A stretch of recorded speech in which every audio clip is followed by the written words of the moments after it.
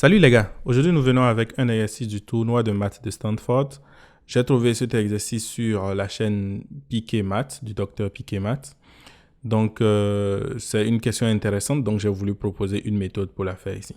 Si vous voulez, vous pouvez regarder la vidéo de Piqué Maths pour voir la méthode qu'elle propose, seulement que moi je propose une autre méthode ici. Donc la question est simple, en fait on nous demande juste de trouver les valeurs de B et de C qui sont ici, de telle sorte que le polynôme qui est là divise le polynôme qui est en bas ici. En d'autres termes, tout ce qu'on veut, c'est de trouver juste B et C de telle sorte que mon polynôme qui est ici, que je vais appeler peut-être P de X, puisse s'écrire comme P de X est égal à Q de X multiplié par un autre polynôme que je vais appeler peut-être R de X. Donc, une manière de faire, c'est de déterminer la valeur de R, un peu comme ce que Piqué a fait. Mais moi, je propose une autre méthode différente. En fait, il faut juste remarquer que si jamais on a des solutions de Q de X, donc si j'ai P de X qui est égal à ça, ça veut dire que si Q de X est égal à 0, alors c'est que P de X est aussi égal à 0, pour toute valeur de X, bien sûr. Donc, je vais appeler ici peut-être X0. Donc, tout ce que j'ai à faire, c'est quoi? C'est de trouver les solutions de Q et ensuite dire que ces solutions sont aussi solutions de P. Donc, on va commencer avec ça. Je prends mon polynôme Q qui est quoi? X au carré moins X plus 1. Donc, je peux résoudre cette équation égale à 0 en déterminant le discriminant qui est égal à quoi ici? Donc, moins 1 au carré moins 4 fois 1 fois 1, ce qui fait donc moins 3 qui est I racine carrée de 3 au carré. Donc, bien sûr, ici, je vais dans les nombres complexes, mais cela n'est pas du tout un problème. Ça va marcher toujours. Donc, ici, qu'est-ce que j'aurai? J'aurai donc que les solutions seront égales à quoi? Moins 1, c'est-à-dire moins B ici qui fait 1, plus ou moins I racine carrée de 3 divisé par 2, que je peux réécrire sous forme exponentielle en disant que c'est égal à exponentielle de plus ou moins I pi divisé par 3. Donc, en fait, c'est juste les deux solutions qui sont là. Et qu'est-ce que j'ai à faire ensuite? C'est juste de remplacer cette solution dans P. Donc, je sais quoi? Je sais que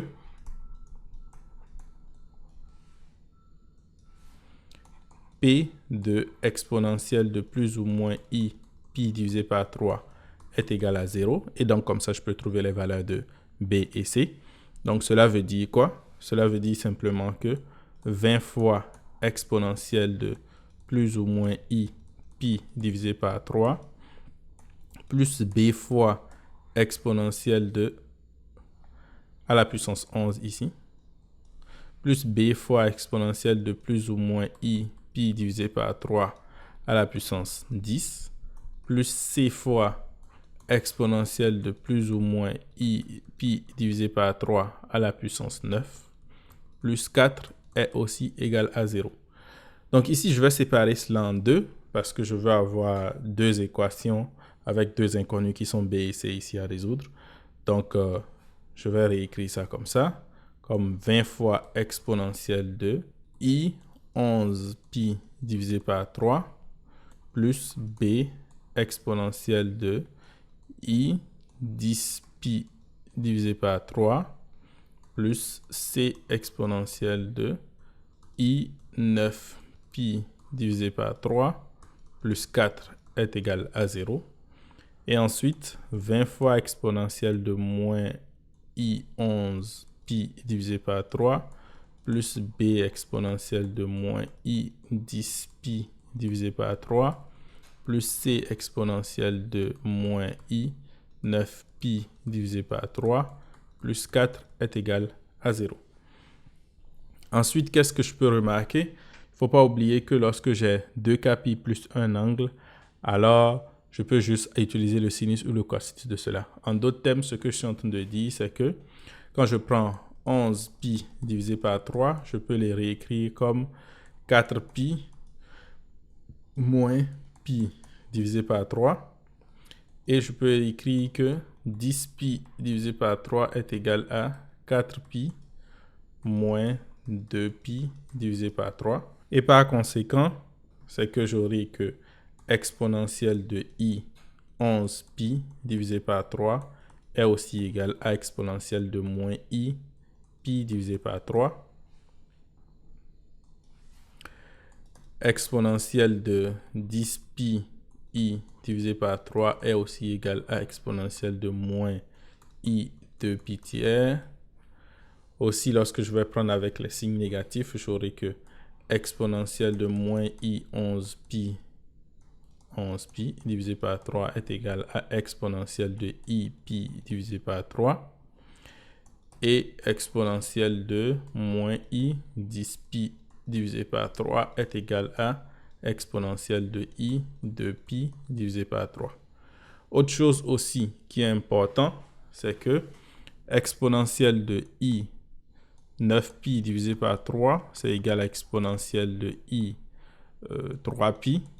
Et comme ceci est impair, c'est simplement égal à moins 1. De la même manière, on a aussi que exponentielle de moins I 9pi divisé par 3 est égal à exponentielle de moins I 3pi, qui est aussi égal à moins 1. Donc, avec toutes ces informations, on les met ensemble dans notre système d'équations. Et cela nous permet donc d'avoir un nouveau système qui est quoi? Qui est 20 fois exponentielle de moins I pi sur 3 plus B exponentielle de moins I de pi sur 3 moins C plus 4 est égal à 0. Et 20 exponentielle de I pi divisé par 3 plus B exponentielle de I de pi divisé par 3 moins C plus 4 est égal à 0. Qu'est-ce qu'on peut faire ici? Si je fais l'un moins l'autre, qu'est-ce que je vais obtenir? Je vais obtenir que 20 fois exponentielle de I pi sur 3 plus exponentielle de moins I pi sur 3 plus B fois exponentielle de I de pi sur 3, plutôt moins ici au lieu de plus, donc moins, et moins exponentielle de moins I de pi sur 3 est égal à 0. Bon, en fait, j'ai mal fait le calcul parce qu'en fait, je devais avoir moins plus, mais ce n'est pas un problème parce qu'en réalité, c'est comme si je multipliais juste toute l'équation par moins et donc c'est exactement la même chose que ça va donner. Mais ici, en utilisant les propriétés de Euler, je sais que ceci est égal à quoi? C'est égal à 2i sinus de pi sur 3. Et ceci est égal à quoi? 2i sinus de 2pi sur 3. Donc, cela me permet d'obtenir directement la valeur de B qui est égal à quoi ici? Donc, B serait égal à quoi? Ce sera égal à 20 fois 2i sinus de pi sur 3 divisé par 2i sinus de 2pi sur 3. Et bien sûr, avec un moins parce que je ramène ça de l'autre côté de l'égalité. Et il y a beaucoup de choses qui peuvent se simplifier ici. J'ai 2i qui se simplifie là. J'ai aussi le fait que sinus de pi sur 3 est égal à racine carrée de 3 sur 2. Et sinus de 2pi sur 3 aussi est égal à racine carrée de 3 sur 2, ce qui fait que ces deux peuvent se simplifier et on obtient donc comme résultat moins 20. Et si j'obtiens B, alors je peux obtenir C parce que on aura, je prends juste une des équations de notre système qui est quoi? 20 fois exponentielle de moins I pi sur 3 plus B qui est combien? Moins 20. Donc, je vais le mettre directement. Moins 20 exponentielle de I de pi sur 3. Et ensuite, ceci est égal à C moins 4. Donc ici, une manière que je peux faire, c'est juste de remplacer les valeurs de exponentielle de I pi sur 3 et exponentielle de 2 pi sur 3. Ce qui va me donner donc 20 fois cosinus de moins pi sur 3, qui est aussi cosinus de pi sur 3, moins I sinus de pi sur 3, et moins 20 fois cosinus de 2 pi sur 3, moins, donc plus ici, I sinus de 2 pi sur 3. Et ceci est égal à C moins 4, ce qui veut dire en fait que C est égal à quoi? C'est égal à 4 d'abord, plus. Ici, comme je l'avais dit tout à l'heure, sinus de pi sur 3 est égal à sinus de moins pi sur 3, ce qui fait que ces deux-là peuvent se simplifier. Donc, j'ai 20 fois cosinus de pi sur 3 moins 20 fois cosinus de 2pi sur 3. J'ai que cosinus de pi sur 3 est égal à 1/2. Donc, ceci, c'est 1/2. Et cosinus de 2pi sur 3 est égal à moins 1/2. Par conséquent, j'ai que C qui est égal à 4 plus 10 plus 10, ce qui me donne donc 24. Je me rappelle plus si originellement la question demandait de calculer B fois C ou de donner seulement B et C. Mais de toute façon, j'ai les valeurs de B et C, donc j'ai mon résultat.